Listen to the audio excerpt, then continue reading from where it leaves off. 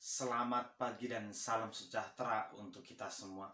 Bapak Ibu saudara terkasih, di pagi hari ini kita kembali berjumpa untuk mendengarkan firman Tuhan tentang kesederhanaan atau kerendahan hati di hadapan Tuhan. Marilah kita berdoa. Terima kasih ya Tuhan, kami bersyukur di pagi hari ini kami akan mendengarkan firman-Mu. Berkati kami Tuhan. Di dalam nama Yesus Kristus kami berdoa dan bersyukur. Amin. Firman Tuhan tertulis di Amsal pasal 30 ayat 8. Jauhkanlah daripadaku kecurangan dan kebohongan.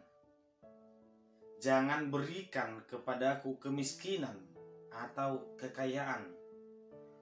Biarkanlah aku menikmati makanan yang menjadi bagianku. Say padau masyan au neang niroha dot hata gabus. Hapuguson manang hamoraon unang leot tuau. Say loas sema panganokku bohal tinurpukomi tu ahu. Demikian pembacaan firman Tuhan. Bapak Ibu saudara terkasih, ternyata manusia memiliki istilah makanan secukupnya. Ini jugalah yang ditekankan oleh Yesus dalam doa Bapa kami, agar manusia belajar untuk berkata cukup dan mengambil yang secukupnya. Artinya, manusia punya standar untuk dirinya sendiri, kebutuhannya sehari-hari, dan itu tidak akan membuat dia berbeda dari orang lain, dan itu tidak akan membuat dia menjadi jauh lebih baik ketika manusia makan secukupnya, karena memang itulah kebutuhan manusia.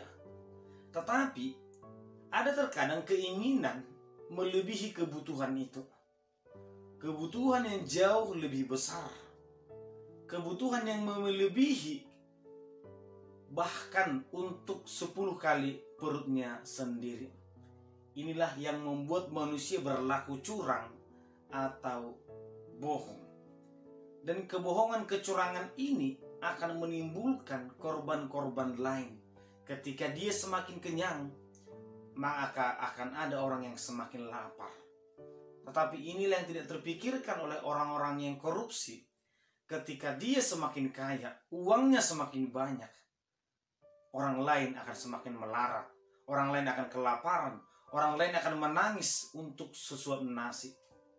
Tetapi bagi Salomo, hidup ini cukuplah untuk mensyukuri apa yang sudah diberikan Tuhan kepadanya. Dia berkata, jangan berikan kepadaku kekayaan atau kemiskinan. Ini sangat unik. Pada umumnya orang akan merindukan atau mencintai kekayaan. Bahkan hidupnya mungkin hanya untuk mencari kekayaan ini. Bagaimana supaya aku kaya raya atau memiliki harta yang banyak, supaya kehidupan kami lebih mulus, jauh lebih baik. Dan tidak pernah orang juga menginginkan kemiskinan, supaya hidupku seakan-akan jauh lebih baik. Tidak mungkin. Pada umumnya kekayaan itu menjadi target kehidupan. Tetapi Salomo berkata, jangan berikan atau jauhkan daripadaku kekayaan dan kemiskinan. Padahal kenyataannya Salomo adalah orang yang kaya. Dia memiliki harta yang banyak. Apakah Tuhan tidak mendengarkan doanya?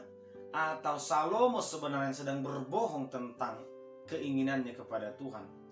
Bapak Ibu saudara terkasih, dari doa Salomo kita sedang belajar tentang tujuan hidup.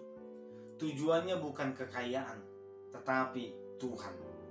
Tujuannya bukan harta, tetapi berkat Tuhan. Dan Tuhan mendengarkan dia. Karena yang dipikirkan oleh Salomo adalah orang ketika dia semakin kaya, mungkin dia akan menganggap dirinya berbeda dari Tuhan. Itu dikatakan di ayat berikutnya. Agar jangan dengan kekayaan aku meninggikan diri, atau dengan kemiskinan aku menjadi marah kepada Tuhan. Ini gambaran psikologi manusia, karena bisa jadi dengan hartanya yang semakin melimpah, dia menganggap dirinya berbeda dari orang lain, atau menganggap harta itu bisa menganggap dirinya seakan-akan jauh lebih baik, jauh lebih tinggi derajatnya dari orang lain. Menganggap orang miskin berbeda, menganggap orang lain itu berada di bawah, atau bahkan mungkin Tuhan berada di bawah akalnya, atau bahkan mungkin karena hartanya dia melupakan Tuhan, dia meninggalkan Tuhan. Itulah yang diinginkan oleh Salomo. Jangan hanya gara-gara mencari harta, jangan hanya karena harta yang melimpah kita melupakan Tuhan, tetapi juga jangan karena kemiskinan ini kita marah kepada Tuhan, menuntut kepada Tuhan. Sehingga jalan tengahnya bagi Salomo adalah, Tuhan berikanlah aku yang secukupnya, biarkanlah aku menikmati makanan yang secukupnya. Tetapi bagi Tuhan, ketika seseorang memang layak diberikan kekayaan, maka Tuhan akan memberikan. Ketika Tuhan melihat memang kita sudah kaya akan kasih, kaya akan kebenaran, maka Tuhan juga akan melimpahkan kekayaan itu kepada kita. Bapak Ibu saudara terkasih, firman ini mau mengatakan tujuan hidup bukan kekayaan, tetapi Tuhan itu sendiri. Biarlah Tuhan yang terlebih dahulu kita dapatkan, biarlah Tuhan yang kita miliki, dan percayalah Tuhan akan memberikan yang lain. Agar jangan kita membalik, kita memiliki kehidupan, kita memiliki kekayaan, kita memiliki semuanya, tetapi tidak untuk Tuhan. Kita meninggalkan Tuhan, atau kita menganggap Tuhan itu tidak penting. Itu adalah tujuan hidup yang salah. Bapak Ibu saudara terkasih, marilah kita memperbaiki tujuan hidup kita. Kita mendapatkan Tuhan, kita akan mendapatkan semuanya. Tetapi ketika kita mendapatkan harta, belum tentu kita mendapatkan Tuhan. Oleh karena itu, marilah kita belajar melihat apa yang Tuhan inginkan dalam hidup kita, dan belajar untuk mencapai keinginan Tuhan itu sendiri. Amin. Kita berdoa. Terima kasih ya Tuhan, kami bersyukur di pagi hari ini untuk penyertaan dan berkat Tuhan. Kami telah mendengarkan firman Tuhan yang mengajarkan kami untuk menikmati apa yang selayaknya untuk diri kami. Biarlah kami belajar bersyukur untuk semuanya. Berkati kami Tuhan, dan mampukan kami menjadi teladan bagi sesama kami. Di dalam nama Yesus Kristus kami berdoa dan mengucap syukur. Amin. Anugerah dari Tuhan Yesus Kristus, kasih setia Allah Bapa, dan persekutuan Roh Kudus kiranya menyertai kamu sekalian. Amin.